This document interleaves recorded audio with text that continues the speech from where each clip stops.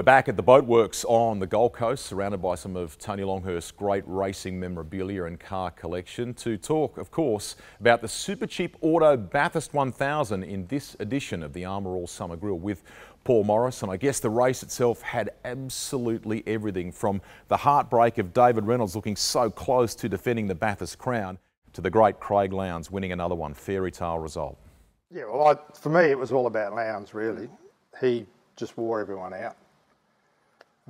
The pace was, Dave Reynolds set a cracking pace, and Lowndes went after him and pushed him until Dave had nothing left. And if you look at the way Craig drove the car, one hand on the wheel down Conrod, got in the zone, got relaxed and smashed the lap times out and wore everyone else out. It was amazing performance. 7th Bathurst win for Craig Lowndes, 5th for Stephen Richards, who is now on the market effectively. I mean, he'd be another good guy to have in for the Enduros in 2019, wouldn't he? Yeah, well, I think Lowndes has probably looked at what Richo's done in the back half of his career and says, I can do that, you know. So again, Lowndes as a co-driver is going to be pretty amazing. Absolutely. Let's talk now about Erebus, because you were immersed in that pit bunker over the weekend. Maybe, you know, David's spoken about it in the media quite a lot, about what went down, how he handled it, how he could have done better. What did you think at the time, and the calls that were made as it unfolded, as David really started to kind of wilt, didn't he, I guess, in some respects?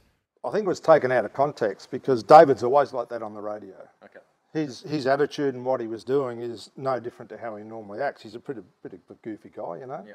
So, you know, to say he was weird on the radio is not right, because that's how he normally is. Yeah. And he made the decision to carry on, and it turned out to be the wrong one. It was Dave's decision, and the team supported him. And then in the pit stop, he cramped up. So yeah, they could have put Luke in the car and finished 3rd or 4th, but it's Bathurst. You got to go for it. What should he have perhaps done differently? I mean, it's hard when you're obviously in that frame of mind as a driver, and you want to. I mean, he wanted to win it in style, mate, didn't he? That's the bottom line. David wanted to back up what they'd achieved so beautifully the year before and do it a second time. But should he have put his hand up and let Luke take over in the manner that you spoke about? No, I don't think so, because they're not going to win the race. They wanted to win the race. So if you look at the lap times, he faded and started talking, and then had a bit of a board meeting himself, and the lap times came back. He was within 2 or 3 tenths of Lowndes again. So everyone's going, oh, he's all right. He just needs a drink and he's going to get going. And the lap time was there. And then he had the pit stop, obviously had heat soak, and then things changed. So, you know, he made the right call for what he thought at the time, and I think that the team supported him. Now that there's been a bit of time since then for that all to soak in, how different will David Reynolds be for the 19 race, do you think? And will he be, not in character terms and not in the way that he races per se, but in the physical preparation sense and what he does?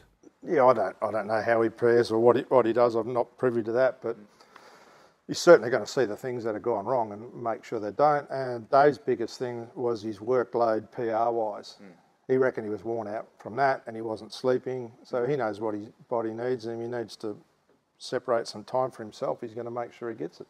Final one before we wrap up this conversation, of course. Let's talk about the other side of Triple Eight. All that beautiful success for Craig Lowndes and Stephen Richards and the team there at Autobahn Racing. Yeah. But we had a car which was absolutely in the mix, fought back from an issue or a faux pas, and they could potentially have been right back in the game, couldn't they, Jamie Whincup and Paul Dumbrell? Yeah, well, they got a safety car at the right minute and obviously got back on the lead lap. And, you know, another safety car, they probably could have taken Lowndesy down. It would have been an amazing fight to see what would have happened, but it didn't materialise. It was a race that was very fast in pace terms as well, all over, not long after 5 o'clock, and we're looking very much forward to what 2019 will bring us. 18 was a great addition. That wraps up this episode of the Armour All Summer Grill. Stay up to date, of course, with all the latest news at speedcafe.com.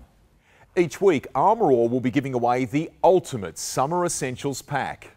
The kit comprises a range of products to keep your car looking new, including the latest Armour All wash and wax, 2-in-1 wash mitt, a drying towel, protectant, cleaning wipes, glass cleaner and an air freshener.